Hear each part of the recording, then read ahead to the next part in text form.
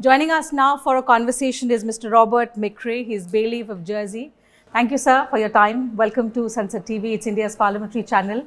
To begin with, share with us and our viewers about your experience being here in India, attending the 28th CSPOC. As you pointed out, it's your first visit to the country. We hope you're liking it. Yes, it's a wonderful country. It's my first time in Delhi and the first time in India. And I've been overwhelmed by the kindness of the people and the warmth of the welcome. How would you reflect on the deliberations so far, on the discussions that have taken place, on some of the most pertinent challenges that democracies and countries globally are facing, such as the use of social media, the impact of artificial intelligence, the fact that these have advantages but also have potential threats and dangers? It's been very, very timely because the democracies represented here today and yesterday during the conference all face similar challenges. The example of social media is a good one because, of course, it presents many advantages in some respects to jurisdictions. It allows us to communicate with our electorate, not just simply tell them what we're doing, but enable them to, in our context, understand live the outcome of parliamentary votes and which members voted for and against, so you know what your member of parliament has voted for or against, and allows them to watch your proceedings live and go back into archives and watch previous proceedings of our parliament. And these are all good things, but at the same time, social media is a bit like an untamed animal. And the only problem that we have, but it's a significant one, is the amount of online social media abuse that potential parliamentarians and parliamentarians face, particularly women, men as well. But it means that some people are deterred from standing for office, or indeed deterred from continuing in office because people don't expect the amount of social media exposure they get. There are ways, of course, to deal with these things. Obviously, there's ways involving the police, and if the abuse comes from people they can identify, that's all well and good. But the trouble is, so much of it's anonymous these days. Yes. And there's a limit to what we can do about it. But there are jurisdictions that do have legislation dealing with online harms, which apparently set up tribunals which can move quickly to remove things from social media and try and track down the source of the message in question. And that's one of the things, for example, I've learnt in the course of the last 2 days. There are ways that some jurisdictions are dealing with these things that we can learn from. And I'm sure there are things that we're doing in Jersey that other jurisdictions can learn on. It's a two-way process. Absolutely. That's the objective of the CSPOC. It's a platform where you exchange ideas and experiences and the shared best practices. Yes. What, in that context, would you see as the most significant outcome of the CSPOC 2026? Very difficult to identify one thing that's come out of it. We had a very interesting session this morning on political engagement. Mm-hmm. One thing that may not be a difficulty in India, but in many jurisdictions we see over the time a gradual reduction in turnout at elections. Fewer people are voting, and whether that is a consequence of a reduction in confidence on the part of the electorate of the ability of politicians to deliver change, or because they're so content they don't want change, they don't need to vote, it's difficult to determine, but it's thought to be a problem.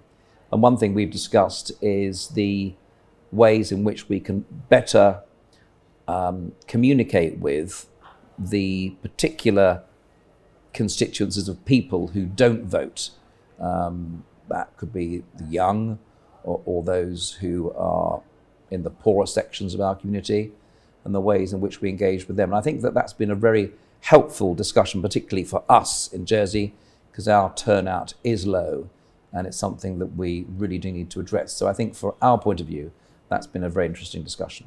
In that context, India stands at a very different pedestal because it's not just the world's largest democracy, it also has now the world's, it is the world's most populated country as well. You must have heard about Prime Minister Modi assert about India's democratic journey. He said in India, democracy thrives because it delivers. It delivers at speed, at scale. Yes. And he highlighted the transformation that India has undergone in recent years. Even though you're a small nation, the fact that the challenges would be very different as opposed to India. But what is it that you saw about India, India's parliament, the procedures about which you must have been briefed about? You happened to meet the Lok Sabha speaker as well. Yes. Are there any learnings? What is the experience that you carry back from India's parliamentary system? Well, as you said, the Prime Minister spoke to us yesterday morning, and just the figures to, I think, anyone from any other country in the world are astonishing. That you were, the last election had 980 million registered voters and over 700 political parties. It's just breathtaking, really. And the fact that democracy can operate at all and indeed successfully in a country of this size with so many competing interests is quite remarkable and refreshing, and it's a privilege to see it in action. So for emerging democracies, what is it that they can perhaps exchange or learn from India's system and the manner in which India's democracy has flourished over the years?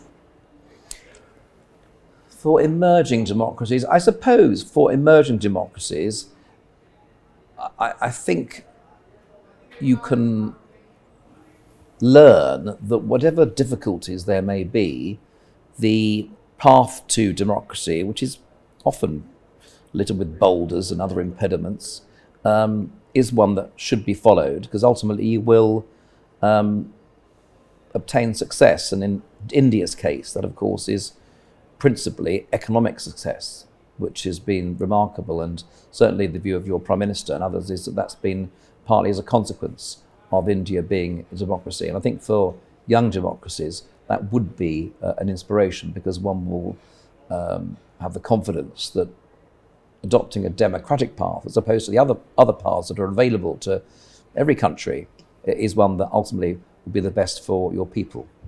As we wrap up the conversation, sir, amid the geopolitical complexities, amid the volatilities that persist, about which the IPO chairperson also mentioned in her inaugural speech, how would you say the significance of parliamentary cooperation forums like the CSPOC is a beacon of hope in order to uphold the democratic values and maintain the trust within people about these democratic institutions? Well, I think the message is that we should never lose hope, and we should commit ourselves anew to democracy. We all have differences. I come from one of the oldest democracies here. We've had a parliament since 1520, over 400 years, which is a very long time. But our democracy in that time has changed and developed and improved. And this sort of meeting and exchange of ideas is good for us all. Thank you for taking our time speaking to us about the importance of CSPOC. At the same time, some of the best practices and learnings that you are taking back home with you. It's been a pleasure interacting with you. Thank you so much. Thank you very much. Thank you.